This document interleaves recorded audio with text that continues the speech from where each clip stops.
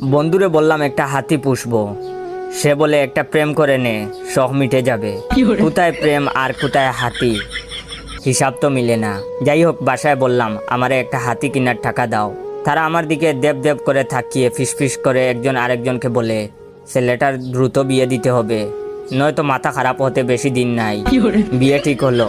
হবু শ্বশুরকে বললাম যৌতুক দিতে হবে না, কিন্তু একটা হাতি অন্তত দেন। উনি দেখলাম আড়ালে আমার আব্বারে নিয়ে বললেন, বিয়াই সাহেব, ছেলের মাথায় কি সমস্যা আছে নাকি? আব্বা সীমিত হেসে বললেন, আরে না, ছেলে একদম ঠিকঠাক, শুধু একটা হাতি হাতি করে। বাসর রাতে বউরে বললাম দুজন মিলে একটা হাতি পালবো, কি বলো? সে দেখলাম দ্রুত হাতে টাইপ করে মেসেজ সেন্ড করলো। চেয়ে দেখি ওর বোনরে লিখেছে, কার পাল্লায় পড়লাম দিদি। সে তো নিজের বাচ্চার চেষ্টা না করে হাতির বাচ্চা পাল্লার প্রিপারেশন নিচ্ছে।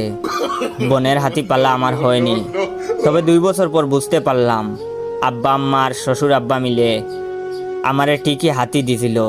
বুঝতে একটু লেট হয়েছে আর কি।